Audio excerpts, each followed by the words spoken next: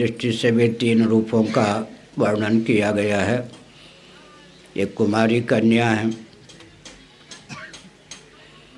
एक साधवा है, एक दैवयोग से विधवा के रूप में भी हम देवियों का दर्शन करते हैं।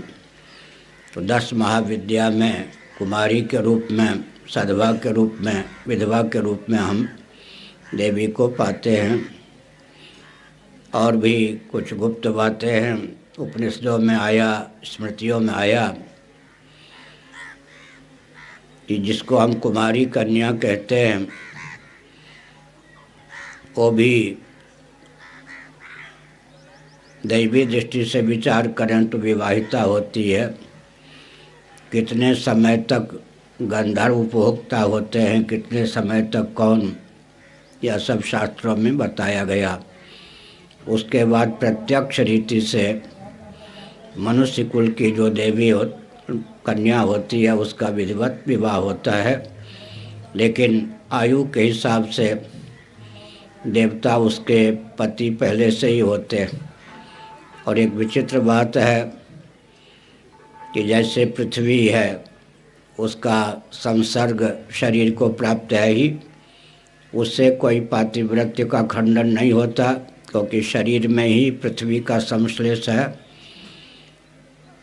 वरुण जल के अधिदेव हैं, तो जल का संश्लेष शरीर में है, क्योंकि शरीर पांच भौतिक है। वैशेषिकों नैयायिकों की दृष्टि से विचार कर रहे हैं तो चातुर्भौतिक है। इसी प्रकार से आगे बढ़े, शरीर में तेज का संचार है, तो अग्नि सूर्य का संस्पर्श या तेज का संस्पर्श होने पर किसी के शील का फलन नहीं होता। शरीर में वायु का संसर्ग है ही, लेकिन वायु के संसर्ग से किसी का सतीत्व विलुप्त नहीं होता। यहाँ तक कि गोही अंग को छिपाने के लिए जो वस्त्र हम धारण करते हैं वह वस्त्र भी पार्थिव होता है, पृथ्वी का अंश होता है। उससे शील की रक्षा होती है, न कि शील का फलन।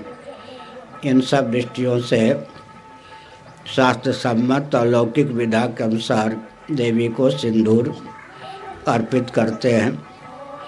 और दूसरा यह भी है कि भगवती त्रिपुर सुंदरी आदि का जब वर्णन होता है तो उनके श्री विग्रह को सिंदूर के सदृश माना गया।